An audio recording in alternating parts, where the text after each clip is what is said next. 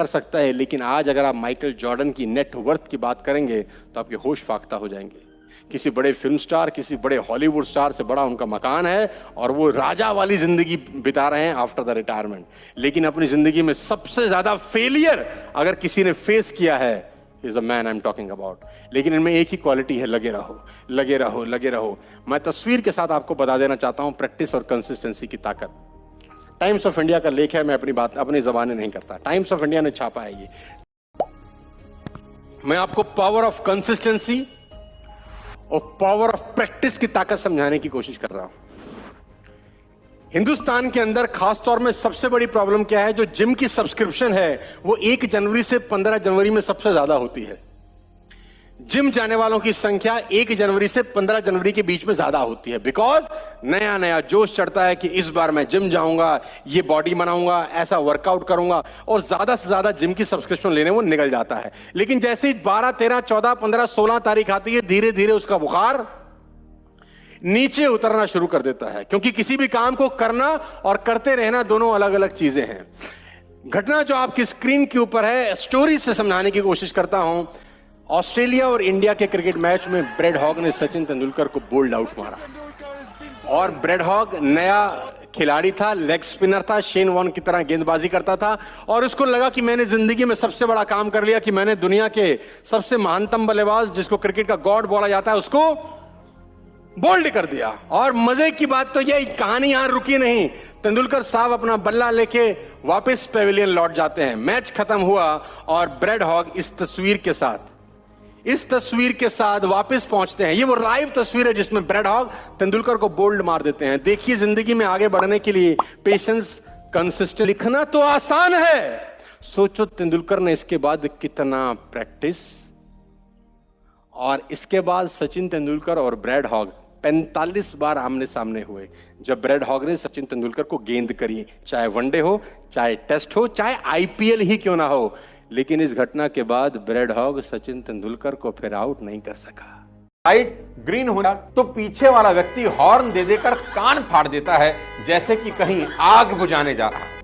एक शब्द मानो आज दुनिया से गायब सा होता जा रहा है, पेशेंस। और कहते हैं कि सब्र का फल बहुत मीठा होता है, और सब्र की बड़ी महिमा है। मां शबरी ने सब्र रखा, इंतजार किया, और भगवान राम को दर्शन देने ही पड़े। दोस्तों, आज की इस वीडियो में बात करूंगा पेशेंस और परसिस्टेंस की। आज की इस दौड़ती भागती भट्टी में और मेहनत की लकड़ियां डाल के जो चीज पकाई जाती है, वो इतिहास में अपनी अमिट छाप छोड़ देती है। लेकिन आज के इस रोबोटिक दौर में सबको जल्दी से जल्दी अमीर बनना है। पेशेंस की बड़ी भारी कमी यहां दिखाई दे रही है। सबको जल्दी है, सब कुछ तुरंत मैगी की तरह 2 मिनट में बन जाना चाहिए। लेकिन दोस्त, जिंदगी 2 मिनट में मैगी की तरह नहीं बनती। ये तो दाल बुखारा की तरह है, जिसे धीमी आंच पर रात भर पकाया जाता है, और फिर सुबह जो स्वाद आता है, यानी करीब करीब कम से कम 100 करोड़ साल लगते हैं एक हीरा बनने में। नेचर से आप सबसे बड़ी चीज सीख सकते हैं, और वो है पेशेंस, धैर्य। अगर बच्चा 9 महीने में होता है तो 9 ही महीने लगेंगे। कोई टेक्नोलॉजी नहीं कि 5 महीने में। इस दुनिया में कोई माँ बाप अपने बच्चे का बेहद खतरनाक और दिलचस्प होने वाला है। लास्ट तक जरूर बने रहिए। आज के इस दौर में लोग सबसे बड़ी गलती क्या कर रहे हैं जानते हैं? मैं बताता हूं। कुछ लोग ठीक उस लड़के की तरह हैं जो एक कुआं खोद रहा है। 20 फीट खोदने के बाद जब पानी नहीं निकलता तो उसका पेशेंस जवाब दे जाता है। इसको लगता है शायद गलत जगह खुदाई कर रहा हूं, फिर दूसरी जगह खोदना शुरू करता है। अब 30 फीट दूसरी जगह खोदने के बाद सोचता है यहां भी पानी नहीं है, और फिर तीसरी जगह खोदता है 20 फीट।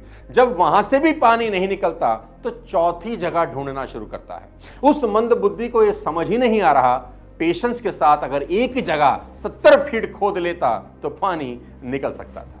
सबको लगता है जल्दी से कुछ मिल जाए, और मिलने में अगर देर हो रही है तो पक्का कुछ गड़बड़ है। और दिक्कत सिर्फ यही खत्म नहीं होती, तकलीफ तब ज्यादा बड़ी लगने लगती है जब पड़ोस में कोई खोद रहा था और उसकी खुदाई में पानी निकला है। अब आप और इंपेशेंट होकर अपना कंपैरिजन शुरू कर देते हैं कि मेरा कुछ नहीं हुआ, इसका सब हो रहा है कि नहीं? एक पुरानी पर शानदार कहानी सुनाता हूं। Once upon a time a dog and elephant were friends. एक हथिनी और एक कुतिया की दोस्ती थी। वो सवारी है जो अपने सवार को कभी भी नहीं गिरने देती, ना किसी के कदमों में और ना किसी की नजरों में। दोस्तों, इस दुनिया में बेहद कमाल के लोग हुए हैं। अगर सच कहूं तो कुछ लोग बिल्कुल ही पागल थे, लगता ही नहीं है वो इसी दुनिया के भी थे।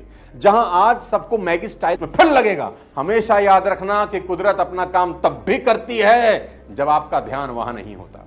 हमें अपनी जिंदगी में पलक झपकते ही सक्सेस मिल जाए, ऐसा नहीं होता। सक्सेस को पाने के लिए हार्ड वर्क और एक्सेलेंस के साथ पेशेंस की बहुत जरूरत होती है। इसलिए कोको एफएम पर